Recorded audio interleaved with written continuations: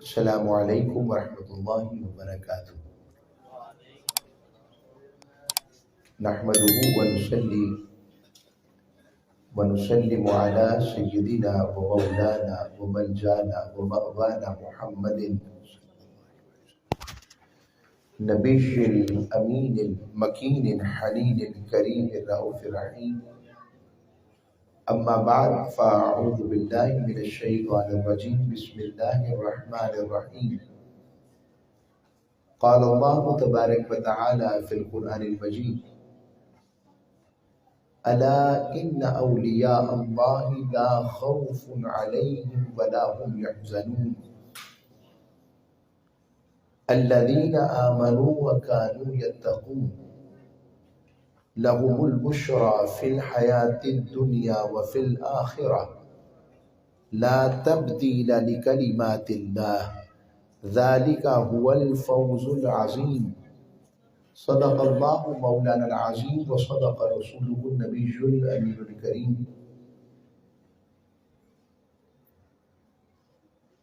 سب سے پہلے سرمایہ تحریک منہاج القرآن اور آپ کے شادرہ کا تو افتخار ہے، یہ ہمارے منہاج القرآن کا افتخار۔ جن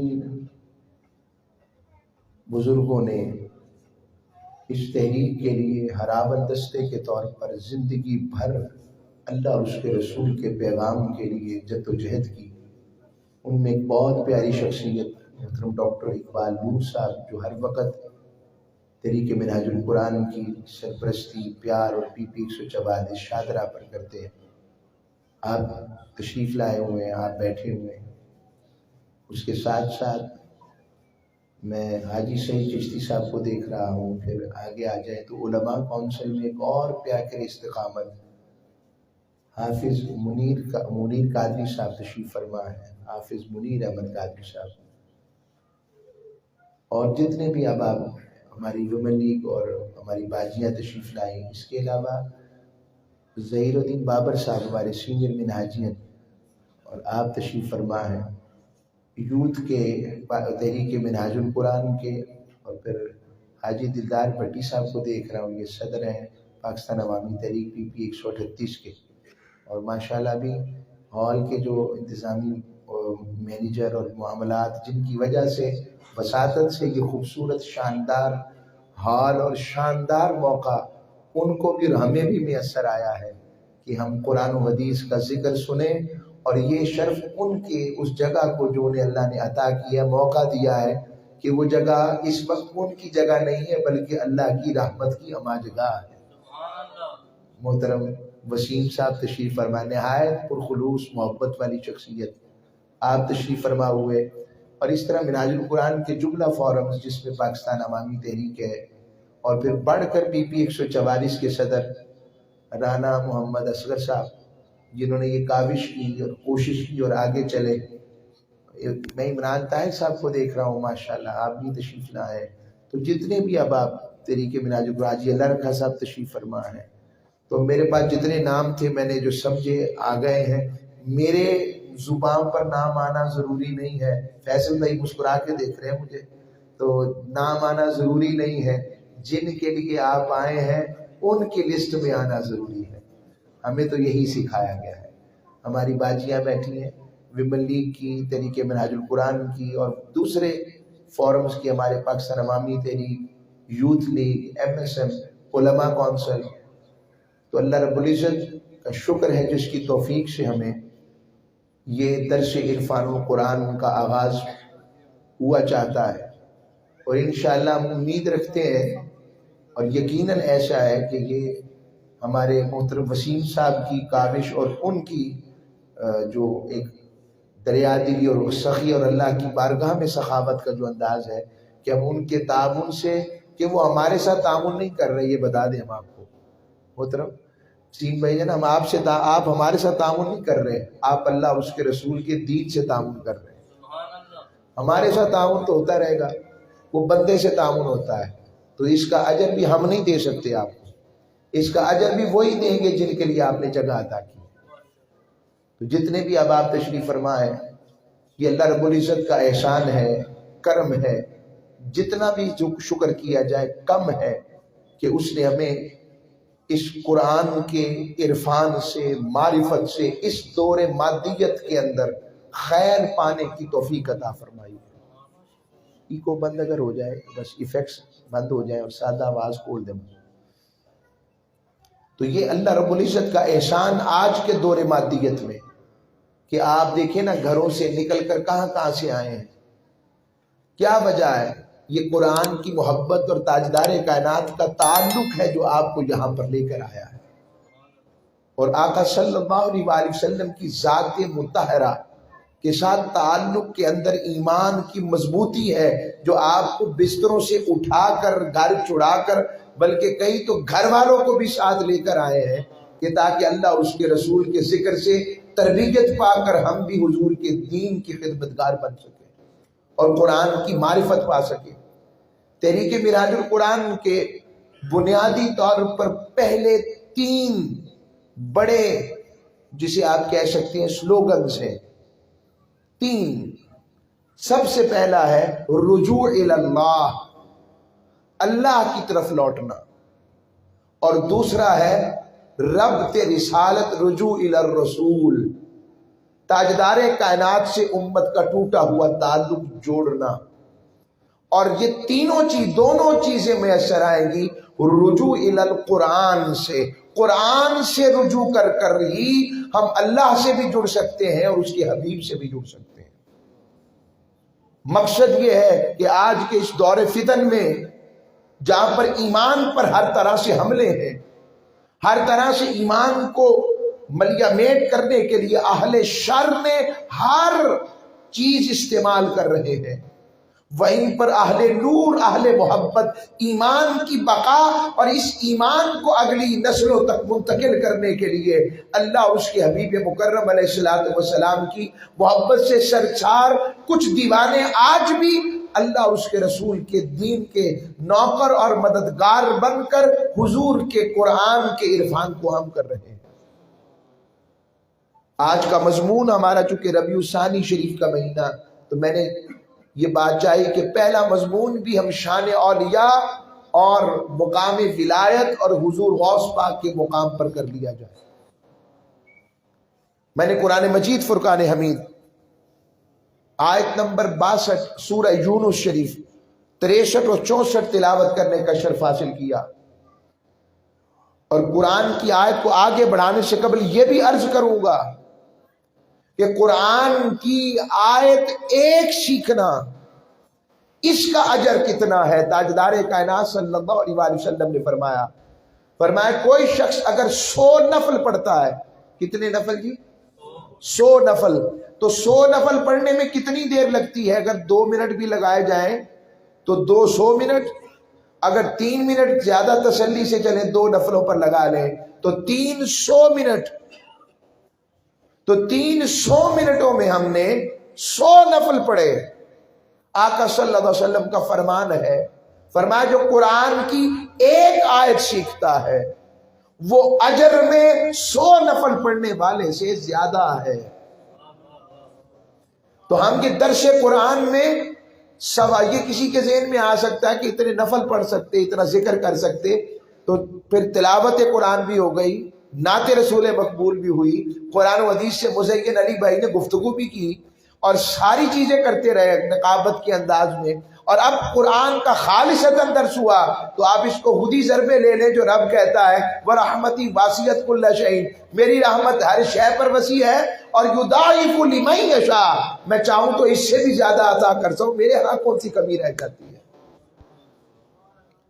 تو اللہ رب العزت نے ارشاد فرمایا الا، خبردار، آگاہ ہو جاؤ، جان لو، ان اولیاء اللہ، بے شک جو اللہ کے اولیاء ہے، اللہ کے ولی ہیں، فرمایا لا خوف، وہ خوف زدہ نہیں ہوتے ہیں، اور پھر فرمایا ولا هم يحزنون، وہ غمگین نہیں ہوں گے، اور پھر آگے فرمایا وہ ایسے لوگ ہیں الذین آمنوا وکانوا یتقون، فرمایا وہ ایسے لوگ ہیں جو تاجدار کائنات کی غلامی میں آئے، ایمان لائے، اور پھر ہمیشہ کے لیے رب کی بارگاہ کے تقوی والا بن گئے۔ اور پھر اللہ رب العزت نے اس کے بعد ان کے لیے فرمایا لَهُمُ الْبُشْرَى فِي الْحَيَاةِ الدُّنْيَا وَفِي الْآخِرَةِ، فرمایا ان کے لیے دنیا کی زندگی میں بھی خوشخبریاں ہیں، یعنی ان کی دنیا کی زندگی بھی خیر والی ہوگی، برکات والی ہوگی، بشارتوں والی ہوگی، خوشخبریوں والی ہوگی، کامیابی والی ہوگی، رحمت والی ہوگی، اور لوگوں کے لیے خیر و برکت کا باعث بنے گی۔ اور فرمایا وَفِي الْآخِرَةِ، اور جس طرح ان کی دنیا رب اچھی بناتا ہے، رب ان کی آخرت کو بھی اچھا اور خیر والا رکھے گا۔ اور پھر اگلا جملہ اللہ رب العزت نے پھر ارشاد فرمایا لا تبدیل لکلمات اللہ، اللہ کریم اپنے باتوں کو، اپنے قولوں کو، اپنے کلمات کو بدلہ نہیں کرتا ہے، وہ جو کہہ دے ویسے ہی ہوا کرتا ہے۔ ذالک هو الفوز العظیم، کہ یہ بہت بڑی کامیابی ہے، یہ بہت بڑی کامیابی ہے۔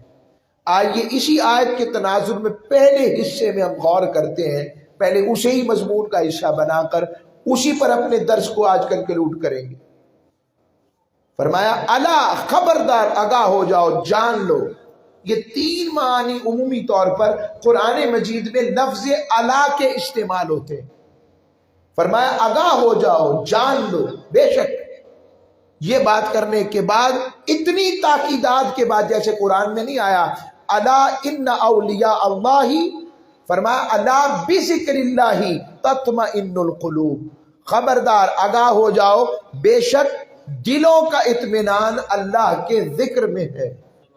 یقیناً دلوں کا اطمینان، دلوں کا سکون اللہ کے ذکر میں ہے۔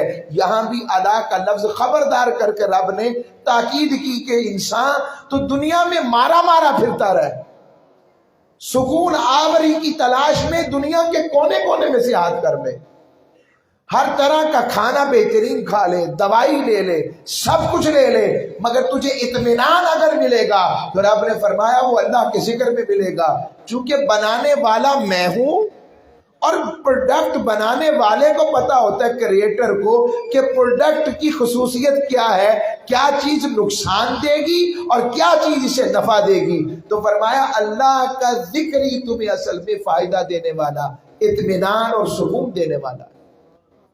اب یہاں پر الا کا لفظ خبردار کے معنی میں آیا ہے۔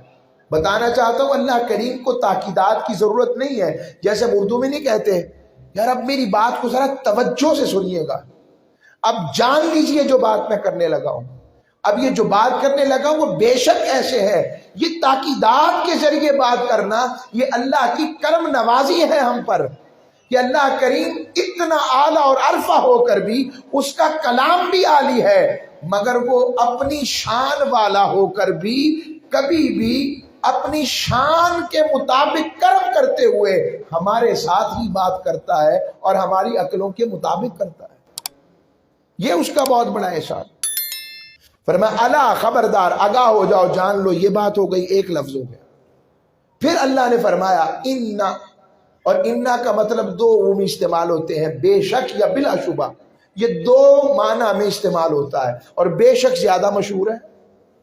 اب رب باری تعالیٰ بیان کر رہا ہے اس کلام میں کہ جس کے اندر شک نہیں ہے، کہ پھر بھی اگر کوئی شک کا شائبہ رہ گیا ہے وہ بھی نکال دو، کیونکہ اب بات ایسی کرنے لگا ہوں۔ رب فرماتا ہے اولیاء اللہ، جو میرے اولیاء، میرے دوست، میرے محب، میرے محبوب، میرے مقرب، میرے قریب ہو جاتے ہیں، لا خوف، ان کی زندگی ایسی بیتتی ہے وہ زندگی میں کبھی بھی خوف زدہ نہیں ہوتے، وہ جھکتے نہیں ہیں، بکتے نہیں ہیں، وہ خوف زدہ نہیں ہوتے۔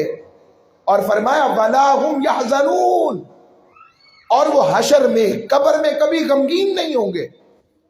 وہ کیسے غمگین ہو؟ رب نے قرآن مجید سورہ الحدید، یعنی آئرن، اس کا ٹائٹل یہ آئرن، حدید اردو عربی میں لوہے کو کہتے ہیں، آئرن انگلش میں آئرن کہتے ہیں۔ 57 نمبر سورہ نے اللہ نے اپنے اولیاء کے محبوب کے غلاموں کا ایک منظر کشی کی ہے۔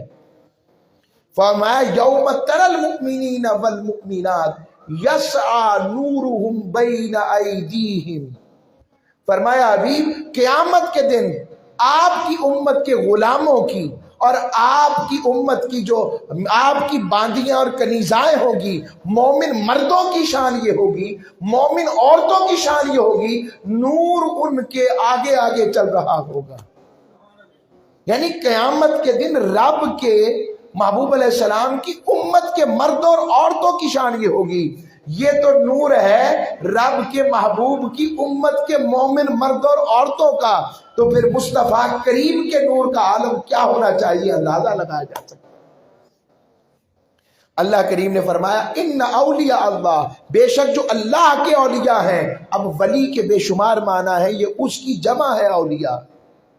ولی کا معنی محبوب بھی ہوتا ہے، ولی کا معنی محب بھی ہوتا ہے، یعنی جو محبت کرتا ہے۔ محبوب وہ ہوتا ہے جس سے محبت کی جاتی ہے، اور اسی طرح ولی کا ایک معنی سرپرست بھی ہوتا ہے۔ مثال کے طور پر آج بھی ہم جب نکاح کا فارم لکھا ہوتا ہے تو اس پر لکھا ہوتا ہے ولی یا سرپرست، تو ولی کا ایک معنی سرپرست کے معنی میں بھی استعمال ہوتا ہے۔ اس سے آگے آ جائیں، ولی کا ایک معنی مقرب قریب ہونے کے معنی میں بھی استعمال ہوتا ہے۔ اب سارے معنی کا ایک نشست میں احاطہ کرنا تو ممکن نہیں، مگر میں صرف اسی ایک معنی کو اگر لے لوں کہ آپ کو یہ سمجھ لگ جائے کہ ولی ہوتا کس کے قریب ہے اور ولی بنتا کیسے ہے، اور پھر اولیاء کے سرتاج حضرت غوث الاعظم کا مقام کیا ہے، تو آپ کو آسانی سمجھنے میں ہو جائے گی قرآن و حدیث کی روشنی۔ ولی کے معنی اگر قریب ہونا ہے تو سوال پیدا ہوتا ہے ولی کس کے قریب ہے؟ اب قرب کی دو قسمیں ہوتی ہیں، ایک ہوتا ہے قرب عمومی اور ایک ہوتا ہے قرب خصوصی۔ قرب عمومی کی مثال یہ ہے کہ اللہ کریم ہر ایک کا ولی ہے، یعنی اللہ کریم ہر ایک کے قریب ہے۔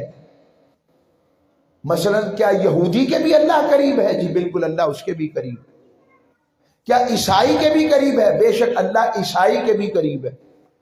کیا اللہ کریم آگے چل کر ہندوؤں کے بھی قریب ہے؟ بے شک اللہ کریم ہندوؤں کے بھی قریب ہے۔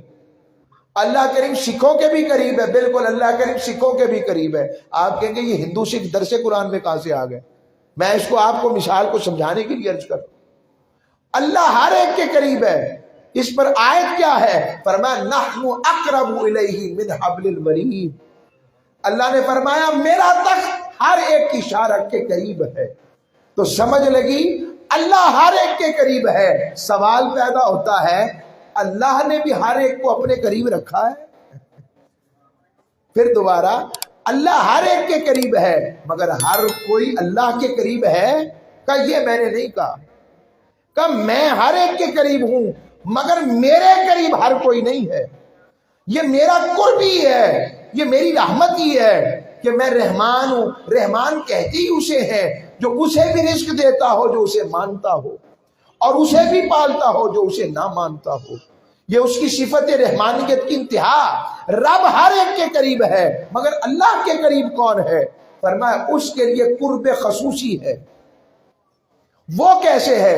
اس کے لیے فرمایا اس کا ایک ہی راستہ ہے ولایت حاصل کرنے کا، وہ راستہ ہے قرآن نے بیان کیا سورہ احزاب شریف میں، النبی الاولی بالمؤمنین من انفسہم۔ نبی مومنوں کے جان سے زیادہ قریب ہے۔ نبی کریم صلی اللہ علیہ وسلم مومنوں کی جان سے زیادہ حق رکھتے ہیں۔ اچھا یہاں پر ایک نقطہ دینا چاہتا ہوں۔ حبل الورید کہتے ہیں ایک شاہ رگ ہے، ایک آرٹری ہے ہمارے اندر جسے سب سے بڑی رگ کہتے ہیں، جہاں پر خون گردش کرتا ہے، یہ گردن کے پاس، اسے شاہ رگ کہا جاتا ہے۔ تو اللہ کریم نے اپنی بات کی تو کہا شاہ رگ کے قریب ہوں، اور حبیب کی بات آئی تو کہا نبی الاولی بالمؤمنین من انفسہم، نبی مومنوں کی جانوں سے بھی زیادہ قریب ہے۔ اب جان کہاں ہوتی ہے؟ شاہ رگ تو یہاں ہوئی، اور جان کہاں ہوتی ہے؟ جان چمڑی ہے، چمڑی کے نیچے ہڈیاں ہیں، ہڈیوں کے اندر گودا ہے، گودے کے اندر جان ہوتی ہے۔ حبیب کی بات آئی تو کہا اتنا قریب، اپنی بات آئی تو شارک کے قریب۔ مطلب میں اس کو آپ کو سمجھاتا ہوں کہ رب نے یہاں بھی اپنے محبوب کا مقام بتایا ہے۔ وہ کیسے؟ آپ بکرا لیتے ہیں، جانور لیتے ہیں، تو جب ذبح کرتے ہیں شارک کٹ جائے تو جانور تڑپتا ہے کہ نہیں تڑپتا؟ تو تڑپنا بتاتا ہے کہ جان ہے، کیا جان ہے۔ ابھی واپسی ممکن ہے، ہلکا زخم لگے تو ٹھیک ہونے کے چانس موجود ہیں، حالانکہ شارک کے اوپر عمومی زندگی باقی نہیں رہتی، مگر تڑپنا بتاتا ہے جان ہے۔ مگر النبی الاولا، رب نے کہا وہی جان میرا مصطفیٰ ہے، اگر جان ہی نہ رہے تو وہ تڑپے گا ہی نہیں۔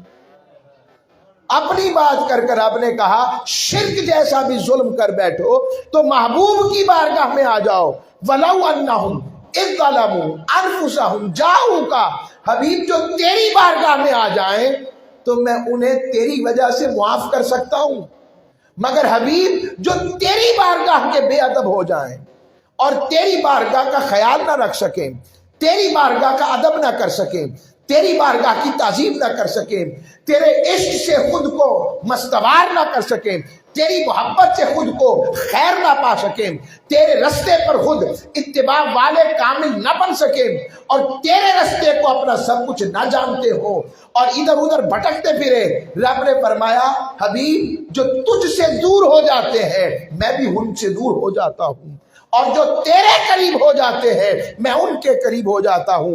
اور یہاں پر یہی بات فرمائی کہ اور اگر زخم شارک پر آ جائے تو واپسی ممکن ہے، مگر اگر جان ہی نکل جائے تو جان نکل جائے تو اس میں حرکت باقی نہیں رہتی۔ اور محبوب تو جان ہے، لوگوں جانو ایمان کی جان بھی مصطفیٰ ہے اور کائنات کی جان بھی میرا مصطفیٰ ہے، لہٰذا اس جان سے جڑے رہو گے تو مجھ سے جڑے رہو گے، اور اگر اس جان سے نکل جاؤ گے تو مجھ سے بھی رابطہ ممکن نہیں ہے۔ کیا فرماتے ہیں بزرگ اعلیٰ حضرت نے، کیا جملہ ارشاد فرمایا، جو تیرے در سے یار پھرتے ہیں در بدر یوں ہی خار پھرتے ہیں، اور وہ جو نہ تھے تو کچھ نہ تھا، وہ جو نہ ہو تو کچھ نہ ہو، ارے جان ہے وہ جہان کی، جان ہے تو جہان ہے۔ اور النبی الاولا بھی وہ اپنی نعت میں استعمال اسی لیے کرتے ہیں، سب سے اولا و اعلیٰ ہمارا نبی، کہ حضور کا حق بھی سب سے اولا ہے، حضور ہیں بھی سب کے قریب، تو پتہ لگا ولایت والے کے لیے ضروری ہے کہ وہ سب سے پہلے قربت مصطفیٰ حاصل کرے۔ اور قربت مصطفیٰ کا ایک اور معنی بتاتا ہوں آپ کو کہ وہ قربت کیسے ملتی ہے اور اس سے رب کی قربت ملتی ہے۔ اللہ رب العزت نے ارشاد فرمایا حبیب ان سے کہہ دو وَإِذَا سَأَلَكَ عِبَادِي عَنِّي فَإِنِّي قَرِيبٌ، سورہ البقرہ۔ فرمایا حبیب جب آپ سے میرے بندے میرے بارے میں پوچھیں، سوال کریں، تو ان سے کہہ دو میں ان کے قریب ہوں۔ اب آیت آ رہی ہے وَإِذَا سَأَلَكَ، تو سوال کا جواب ہے، جب اللہ کریم قریب ہے تو پھر کسی اور کی ضرورت نہیں ہے، قرآن کی آیت آ گئی ہے۔ مگر یہ سمجھے نہیں کہ اسی آیت کے اندر اللہ رب العزت نے بتا دیا ہے کہ رب کے بارے میں پوچھنا کس سے ہے۔ اور آپ سے پوچھوں گا وَإِذَا سَأَلَكَ، آپ سے سوال کریں، تو پتہ لگا سوال کرنے والے کو سوالی نہیں کہتے، بولیے نا، سوالی کہیں گے نا، سوالی کو بھکاری نہیں کہہ سکتے، بھکاری کو مشکل میں آنے والا مشکل اور درماندہ حال نہیں کہیں گے۔ تو رب نے کہا وَإِذَا سَأَلَكَ، حبیب جو تیرا سوالی ہو گیا، تیری بارگاہ میں سائل بن گیا، فقیر بن گیا، منگتا بن گیا، بھکاری بن گیا، رب نے فرمایا عبادی، حبیب یہ یا کا مرجع علماء بیٹھے ہیں، یا کا مرجع یہاں کا ہے یعنی حبیب کی ذات ہے۔ رب فرما رہا ہے حبیب میرا بندہ وہ ہے جو تیرے در کا سوالی بنے، اور جو تیرے در والا نہیں وہ کبھی بھی میرے در والا نہیں ہو سکتا، اور جو تیرے قریب ہو جائے گا کیونکہ تو میرے قریب ہے، اب جو تیرے قریب ہوگا وہی میرے قریب ہو جائے گا۔ عبادی انی فانی قریب، فرمایا حبیب اس سے کہہ دو میں تیرے قریب ہوں، یعنی جو حبیب کے در کا سوالی بنے جو تیرے در سے یار پھرتے ہیں، در بدر یوں ہی خار پھرتے ہیں۔ اور کیا وہ بات ہے کہ بخدا خدا کا یہی ہے در، نہیں اور کوئی مفر مقر، جو وہاں سے ہو یہی آ کے ہو، جو یہاں نہیں تو وہاں نہیں۔ تو رب نے فرما دیا۔ اب اس قربت کی انتہا دکھانے کے لیے 1960s کے اندر چاند فتح ہوا، کانکویسٹ آف مون ہوا، تو یہاں سے 3 لوگ گئے تھے جو اس پوری اسپیس شپ کے اندر تھے، ایک تھا کولنز، ایک تھا بیس، ایک تھا نیل آرمسٹرانگ۔ یہ تینوں گئے، مٹی سے چلے تھے، زمین کی مٹی سے، چاند پر بھی گئے تو مٹی ڈھونڈتے رہے، تو مٹی والا مٹی سے چلا، مٹی ڈھونڈتا رہا، اور ادھر آئے سیدنا صدیق اکبر کی بارگاہ کی طرف۔ غزوہ تبوک میں سارا مال اللہ کی راہ میں لٹا دیا، اور جاتے ہوئے، گھر سے جاتے ہوئے اپنے دیوار، گھر کی دیوار میں ایسے ہاتھ پھیر کر سوئی بھی دیکھتے رہے کچھ رہ نہ جائے، اور سوئی تک کی نہیں چھوڑی، اور حضور کی بارگاہ میں جا کے پیش کر دیا۔ حضور نے پوچھا ابو بکر گھر والوں کے لیے کیا چھوڑا ہے؟ فرمایا یا رسول اللہ ان کے لیے اللہ اور اس کے رسول چھوڑا ہے، وہ کافی ہے۔ اب فقیر بن کر ببول کے بٹن لگا لیے، بوریے کا لباس پہن کر بیٹھ گئے، لباس بھی دے دیے، بیٹھ گئے۔ اب اتنے میں حضرت جبریل آئے، اور جبرائیل امین نے حضور کو سلام پیش کیا اور فرمایا یا رسول اللہ، عرض کی یا رسول اللہ صلی اللہ علیہ وسلم، رب نے آپ کو تو سلام بھجوایا ہی ہے، ابو بکر کو بھی سلام بھجوایا ہے، اور پوچھا ہے انا عن ربی راضٍ، ابو بکر میری راہ میں سب کچھ لٹا کر، قربان کر کے، اپنا گھر سب کچھ مال دے کر، کیا دل میں کوئی تمنا کمی تو نہیں رہ گئی، کوئی خیال تو نہیں آ رہا، کیا تو اپنے رب سے راضی ہے؟ حضرت صدیق اکبر وجد میں آ گئے، کھڑے ہو گئے، انا ربی راضٍ، انا ربی راضٍ، انا ربی راضٍ، وجد میں کہتے، فرماتے مولا میں تجھ سے راضی ہوں، مولا میں تجھ سے راضی ہوں۔ دیکھو جو آقا کی قربت والے ہوئے، رب بھی ان سے پوچھ رہا ہے کہ تو مجھ سے راضی ہے۔ یہی وہ بات ہے جسے اقبال کہتے ہیں کہ خودی کو کر بلند اتنا کہ ہر تقدیر سے پہلے خدا خود بندے سے پوچھے بتا تیری رضا کیا ہے۔ اور اقبال پھر فرماتے ہیں ہو اگر خود نہیں کرو، خود کرو خودگیر خودی، یہ بھی ممکن ہے کہ تم موت سے بھی مر نہ سکے، پھر تم موت سے بھی نہیں مر سکتا۔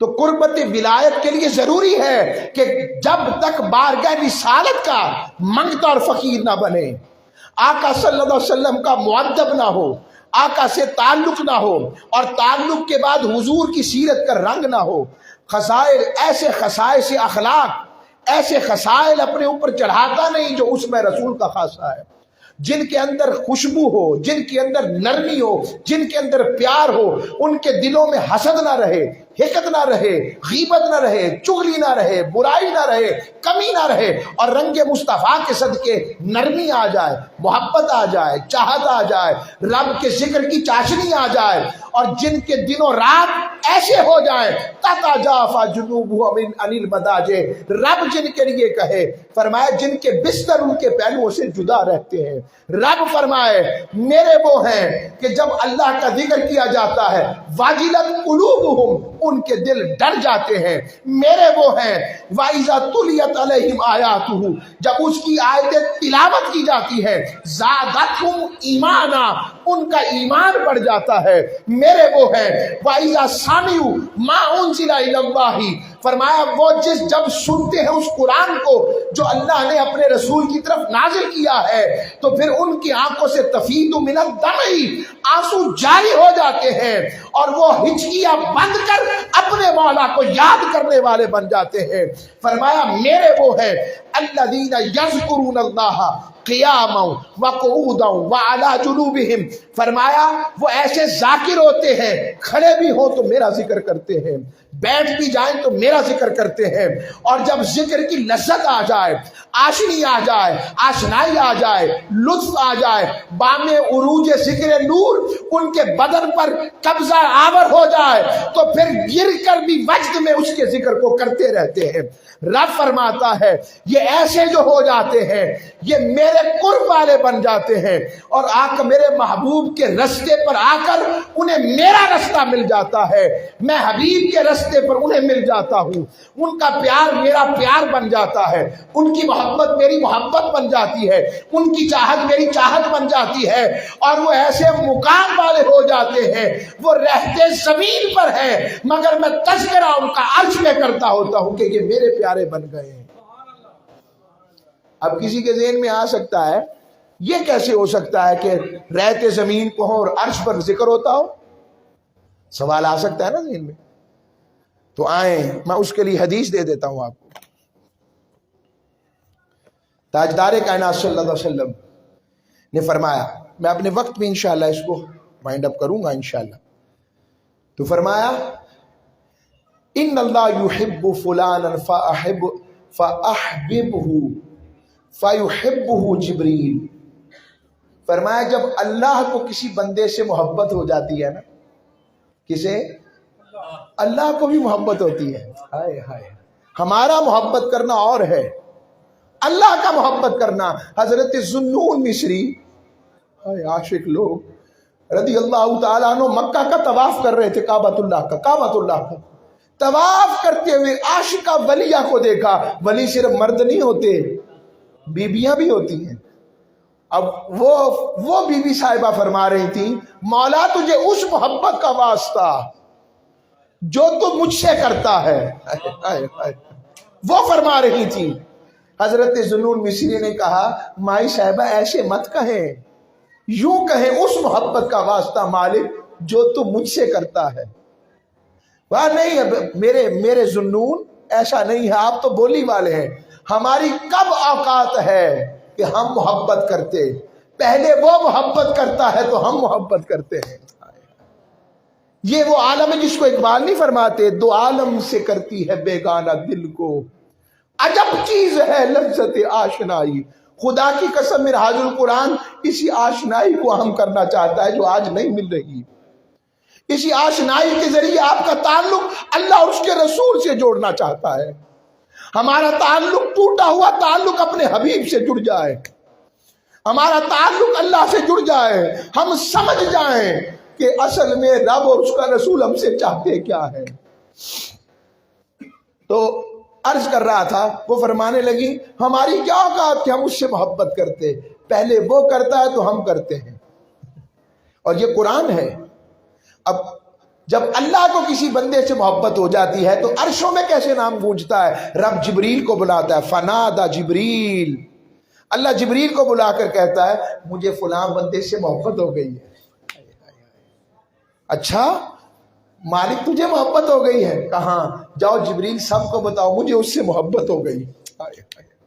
لوگوں جب ایسا معاملہ ہوتا ہے جبریل بھی فرشتوں کی مجلس میں جاتے ہیں اور جا کر کہتے ہیں اللہ کو فلاں بندے سے محبت ہوئی، اللہ کی وجہ سے مجھے بھی محبت ہو گئی، تم بھی اس سے محبت کرو، اور زمین پر اتر جاؤ، جس کے دل میں ایمان دیکھتے ہو اس کی محبت ڈالتے چلے جاؤ۔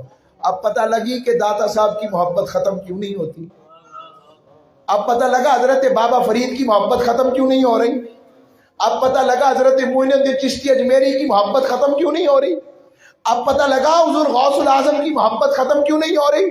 اس لیے کہ یہ فرشی محبت ہی نہیں ہے، ان سے تو عرش والے نے محبت کی ہے، اور جو باقی سے محبت والا ہو جائے وہ بھی کبھی ختم ہوتا۔ نعرہ تکبیر، نعرہ رسالت، نعرہ رسالت، نعرہ حیدری۔ اب یہ قرب کی جب یہ قربت پاتا ہے تو کیسی قربت سے پھر کیا مقام ملتا ہے؟ یہاں پر ایک اور حدیث کا میں حوالہ دے کر آگے چل کے پھر وہ بھی بڑی پیاری حدیث ہے، جب اس حدیث کو میں پڑھتا ہوں مجھے تو بڑا لطف آتا ہے۔ حدیث قدسی ہے، اللہ رب العزت ارشاد فرماتا ہے انا معه انا عند ظن عبدی انا معه اذا ذکرنی۔ فرمایا جب اللہ کو کسی بندے سے محبت سے پہلے اللہ کے بارے میں بندے تو جیسا گمان کر لے اللہ ویسا ہی ہے، اللہ کے بارے میں جیسا گمان کر لے اللہ ویسے ہی ہے۔ اور فرمایا انا معه اذا ذکرنی، اور میں اس کے ساتھ ہوتا ہوں جب بھی وہ میرا ذکر کرتا ہے۔ عرفان القرآن درس عرفان القرآن شادرہ میں آنے والوں، اپنے نصیبے پر ناز کرو. ہمیں اس وقت 2 قربتیں حاصل ہیں. حضور کی حدیث کے مطابق جہاں پر اللہ کا ذکر ہوتا ہے اللہ فرماتا ہے میں ان ذاکروں کے ساتھ ہوتا ہوں. ہمیں اس وقت معیت الہی ذکر الہی کی وجہ سے بھی حاصل ہے اور ذکر رسول کی وجہ سے معیت رسول کی خیر بھی پا رہے ہیں. میں نے یہ نہیں کہا کہ جس محفل میں حضور کا ذکر ہو ضرور آتے ہیں, یہ نہیں کہا میں نے. ہمارا عقیدہ یہ ہے ہم یہاں سے پڑھیں وہ مدینے سنیں, کہ ہم یہاں سے پڑھ رہے ہیں تو وہ سن بھی رہے ہیں, اور رب نے انہیں مطلق ایک گواہ بنایا ہے, اور گواہ وہی ہوتا ہے جو دیکھ بھی سکے اور سن بھی سکے. تو حضور وہاں دے اس لیے, اور جہاں پر ذکر رسول ہوتا ہے وہی اصل میں صحبت رسول کی محفل ہوتی ہے. اور حدیث میں آتا ہے اللہ نے فرمایا اگر تم مجھے اکیلے میں یاد کرو تو میں بھی تمہیں اکیلے میں یاد کرتا ہوں. اور فرمایا اگر تم مجھے مجمع میں یاد کرو جیسے ہم بیٹھے ہیں, اللہ فرماتا ہے میں بھی تمہیں مجمع میں یاد کرتا ہوں فرشتوں کی مجلس میں. اور فرمایا اگر بندہ میری طرف ایک بازو بڑھتا ہے, اللہ کریم فرماتے ہیں ایک ہاتھ بڑھتا ہے تو رب فرماتا ہے تقرب الیہ شبرا تقربت الیہ ذراعا. بندہ ایک ہاتھ بڑھتا ہے, رب فرماتا میں ایک بازو بڑھ کے آتا ہوں, اللہ بڑھ کے آتا ہے. اور فرمایا اگر بندہ میری طرف ایک بازو بڑھتا ہے, حدیث کے لفظ ہے تقربت الیہ باعا, رب فرماتا ہے میں 2 بازو بڑھتا ہوں. اور آگے تو انتہائی کر دی محبت کی رب نے, فرمایا وَإِنْ آتَانِ يَمْشِي آتَيْتُ هَرْوَلًا. بندہ میری طرف چل کے آتا ہے, رب کہتا ہے میں دوڑ کے جاتا ہوں کہ واپس ہی نہ چلا جائے. ہائے ہائے ہائے, رب دوڑ کر آتا ہے. ہائے ہائے ہائے ہائے, کیا بات ہے. ایک تو ہو فقط میں ہوں. حضور شیخ الاسلام کیا فرماتے ہیں, ایک تو ہو فقط میں ہوں اور عالم ہو اے حسن ازل سارے حجابات اٹھا دے. اور جب یہ قربت حاصل ہو جاتی ہے پھر کیا ہوتا ہے, ایک ہوتے ہیں مزدوروں کی 3 قسمیں ہوتی ہیں.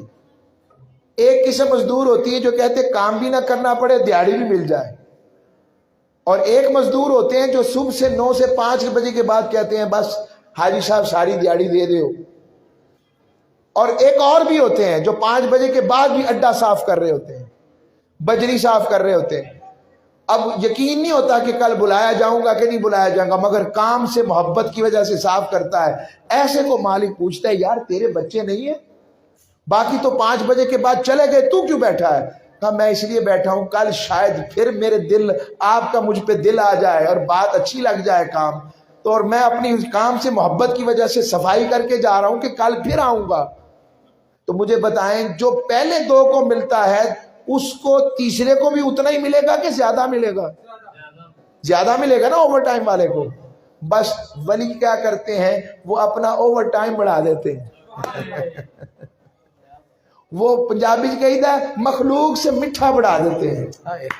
وہ مخلوق سے میٹھے بھی ہو جاتے ہیں اور رب سے بھی اس سے زیادہ عاجز ہو جاتے ہیں اور محبوبوں کے ہمیشہ تابع دار ہو جاتے ہیں.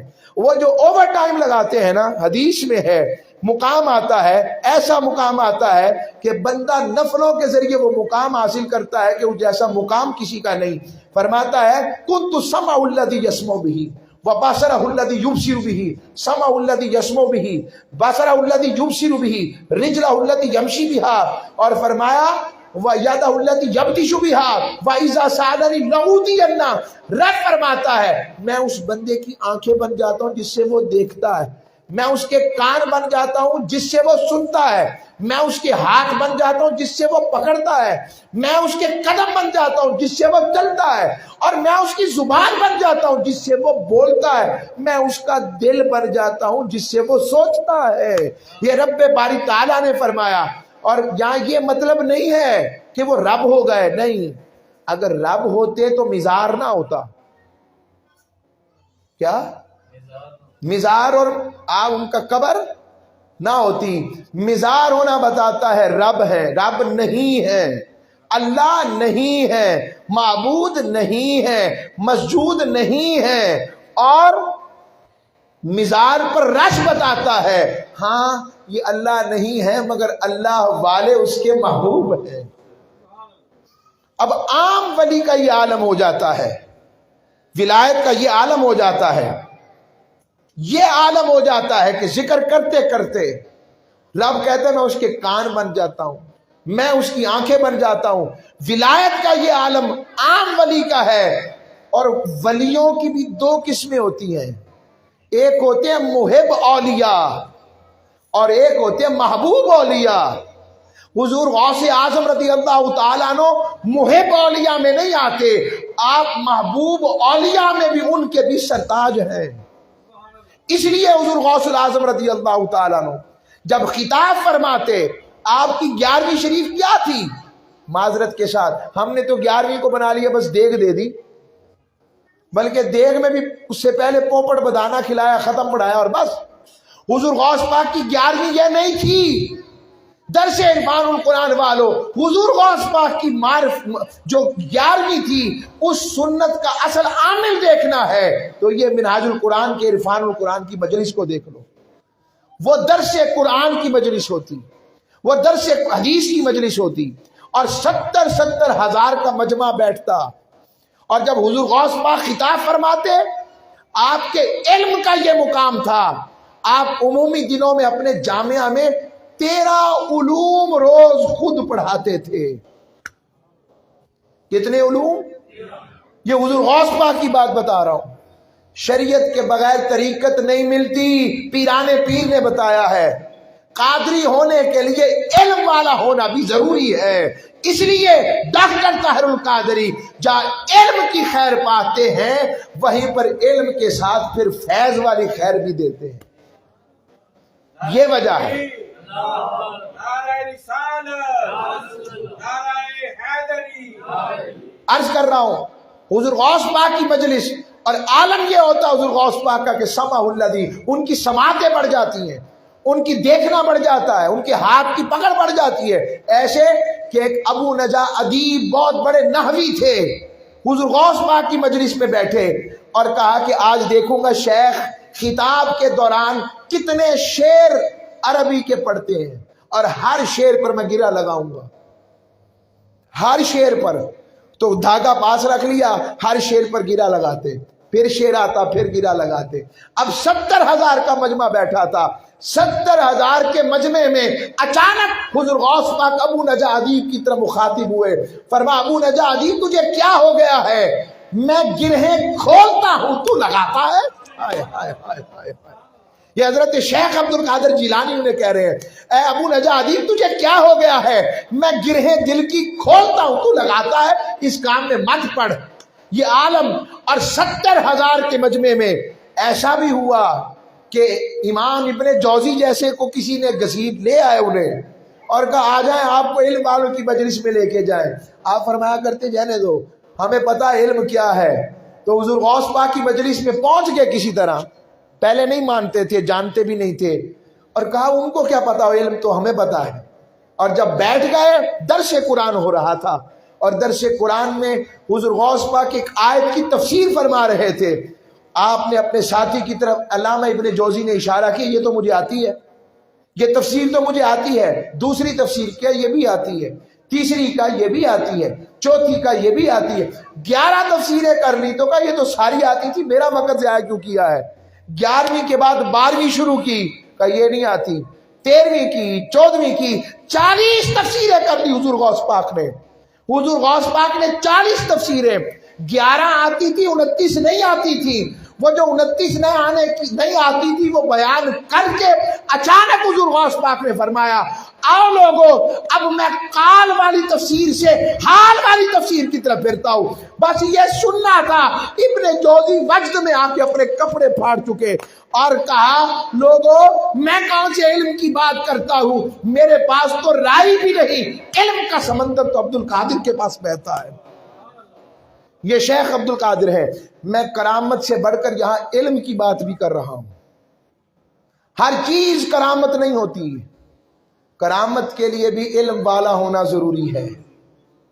قرآن کی طریقے سے یہ نہیں پتا وضو کیسے کرنا ہے ظاہراً، وہ باطن کا وضو کیا کروائے گا؟ جسے یہ نہیں پتا کہ وضو کے شرعی فرائض کیا ہیں، غسل کے فرائض کیا ہیں، وہ باطن کا غسل کیا کروائے گا؟ جسے ظاہراً صفائی اور طہارت کا نہیں پتا، وہ باطناً صفائی کیسے کروائے گا؟ پتہ لگا ولی وہی ہے جو شریعت والا بھی ہو اور شریعت سے طریقت والا بھی ہو، ولایت انہی کو ملتی ہے۔ اور حضور غوث اعظم رضی اللہ تعالیٰ عنہ کی شان یہ ہے، علامہ ابن تیمیہ جیسے بھی ان کی کرامتیں اپنی کتاب میں بیان کرتے ہیں اور ٹائٹل دیتے ہیں کتب العارفین، عارفوں کے کتب۔ شیخ شہاب الدین سہروردی رحمۃ اللہ علیہ اپنے ماموں جان سے فراغت علمی کے بعد ملنے کے حضور غوث پاک سے، اور ملنے گئے، حضور غوث پاک نے پوچھا کیا پڑھا ہے؟ کہا یہ پڑھا ہے، یہ پڑھا ہے، یہ پڑھا ہے، یہ پڑھا ہے۔ کہا ہو گیا، پاس آؤ۔ پاس بلایا تو گلے سے لگایا اور لگا کر بھیج کر کہا جاؤ بیٹھ جاؤ۔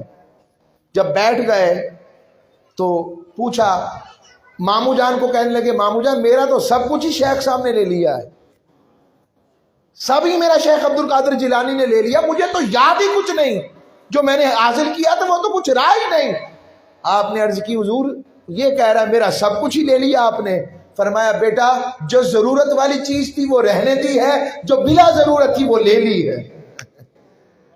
اور حضور غوث پاک کے 70,000 کے مجمع میں آپ کا مجمع تو خطاب سنتا، 4 دانگے عالم بھی آپ کا خطاب سنتا۔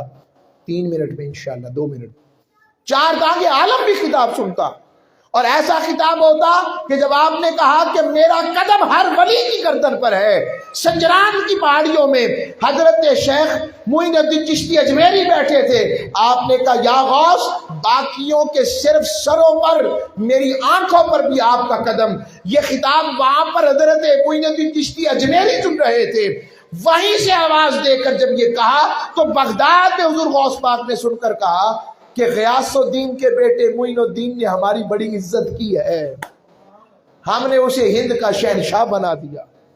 یہ مقام ہے حضور غوث پاک کا۔ اور ہر سال حضور غوث اعظم رضی اللہ تعالیٰ عنہ کے جامعہ سے 3,000 طلبہ گریجویٹس ہوتے، اور انہوں نے ہی پھر سلطان صلاح الدین ایوبی کے ساتھ مل کر بیت المقدس کو فتح کیا تھا۔ آؤ تحریک منہاج القرآن اس فکر کو عام کرنا چاہتی ہے، اس ریوائیو کر رہی ہے اسی فکر کو کہ اپنا تعلق اللہ اس کے رسول سے جوڑ لیں، اللہ اس کے رسول سے جوڑ سکے، ہمارا تعلق قرآن رجوع الی القرآن سے ہو سکے، اس کے حبیب سے ہو چکے۔ دور فتن میں ایمان کی حفاظت کا طریقہ یہ ہے، اگر برے لوگ برائی کے لیے اکٹھے ہو سکتے ہیں تو ہم کیا اپنے ایمان کی حفاظت و تعلیم کے لیے قرآن میں اکٹھے نہیں ہو سکتے؟ بولیے ہوں گے، انشاءاللہ ہو سکتے ہیں، اور ہوں گے اور ہوئے ہیں ماضی میں۔ یہ پھر سے بڑھ کر آئے، اور یہ بتا دوں جتنے آئے ہیں، یہ جملہ کر کے ختم کر رہا ہوں دو جملوں میں بات، جتنے آئے ہیں آپ کو پتا ہے آپ کا ٹائٹل کتنا بڑا ہے؟ تاجدار کائنات نے فرمایا اجنبیوں کو مبارک ہو، اجنبیوں کو مبارک ہو، اجنبیوں کو مبارک ہو۔ یہ دور فتن کی بات کی حضور نے، فرمایا یا رسول اللہ کون اجنبی؟ فرمایا وہ اجنبی جب میرا دین اجنبی ہو جائے گا اور میرے دین پر چلنا اتنا مشکل ہو جائے گا جیسے کوئی دہکتے ہوئے کوئلوں کو ہاتھ میں نہیں لیتا، ایسے مشکل ہو جائے گا جو اس دور میں بھی میرے دین کا جھنڈا لے کر نکلیں گے۔ فرمایا ان اجنبیوں کو مصطفیٰ کی مبارک ہے۔ تو آپ اس نسبت پر حضور کے مددگار ہیں، آپ تاجدار کائنات کے مددگار ہیں۔ میں یوتھ والے بچوں سے، ساتھیوں سے، MSM علماء کونسل، اس سلوگن کو اگر تیار کیا جائے، آؤ حضور کے مددگار بنو، یہ دین کی مدد کرنا حضور کی مدد کرنا ہے، آؤ یہ اس مدد کے لیے پھیل کر لوگوں کو کشا لے کر آؤ۔ انشاءاللہ یہ مجلس اگلے مہینے کی پہلی اتوار کو بھی سجے گی، اور گزارش کروں یہاں جگہ نہ رہے، پھر وہی ماضی کا محبت والا یہاں منظر ہو جائے، خیر پڑ جائے، اپنے ساتھ 5 لوگوں کو پنجتن پاک کے صدقے لے کر آئیں، باجیاں لے کر آئیں، اور بڑھ کر لے کر آئیں، تاکہ یہ مے خانہ بٹے اور مے خانے سے مے خاری ہو اور عشق و محبت کی خیر بڑھ سکے۔ اللہ ہم سب کو عمل بالا رکھے۔ وما علیہ الا البلاغ المبین۔